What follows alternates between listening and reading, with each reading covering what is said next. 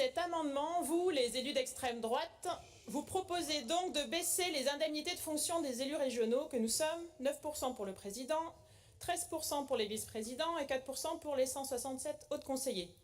Mais en fait, ces indemnités, elles ne servent pas à rien.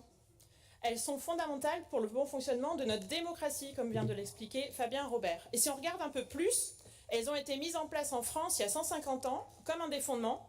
Et pourquoi? Pour appliquer le principe d'égalité. Le principe d'égalité de notre devise nationale. Pour que chaque Française et Français puisse se présenter à un mandat d'élu, quelle que soit sa situation économique et personnelle. Alors il faut rappeler aux concitoyens qui nous suivent que déjà nos indemnités elles sont bien soumises aux charges sociales, à l'impôt sur le revenu et elles sont plafonnées si nous exerçons plusieurs mandats. Ce n'est pas l'équivalent d'un salaire. Pourquoi on touche des indemnités? D'abord parce que ça sert à indemniser tout le temps qu'on passe et que nous ne passons pas au travail ou avec notre famille, nos proches, parce qu'on est aussi sollicité en soirée le week-end. Et c'est encore plus le cas pour nos collègues de l'exécutif que sont le président et les vice-présidents. Et c'est ce qui justifie d'ailleurs une indemnité plus élevée. Et puis notre indemnité, elle sert aussi à couvrir les frais divers que nous engageons dans notre mandat, quand on se déplace sur le territoire pour rencontrer les habitants et les acteurs locaux. Alors je ne sais pas vous, comment vous faites, les élus du RN, mais pour nous l'indemnité elle est indispensable pour avoir les moyens de vivre dignement de notre mandat et nous consacrer pleinement à notre fonction de représentants citoyens. Et pour rappel, c'est aussi pour ça qu'on est contre le cumul des mandats pour pouvoir bien se consacrer à nos mandats.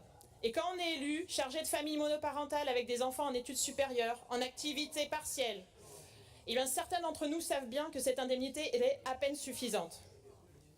Et puis pour être clair quand même, si j'ai droit à 10 secondes de plus, il faut qu'on se rappelle que les indemnités d'élus, elles ont été mises en place aussi pour garantir l'intégrité des élus et donc de notre démocratie.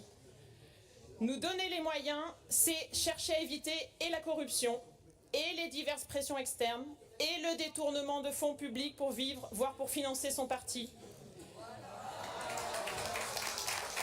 Ce qui veut dire que si vous n'aviez pas les 100 euros, vous seriez corrompu. Les actualités politico-juridiques concernent quelques-uns d'entre nous en particulier. Donc, ce que vous proposez, c'est d'éroder le principe d'égalité et de fragiliser la garantie d'intégrité des élus, même temporairement. Nous, élus écologistes, nous tenons au principe de la démocratie, comme je crois la majorité d'entre nous ici. Nous voulons que les élus régionaux représentent la diversité des habitants, et ça n'est pas encore assez, et qu'ils exercent leur mandat dans des bonnes conditions au service de l'intérêt général. Nous ne pouvons laisser introduire une mesure qui, de fait, est une attaque insidieuse aux moyens qui nous sont donnés pour assumer les responsabilités qui nous incombent, même de manière temporaire. Donc c'est juste clair, nous allons voter contre.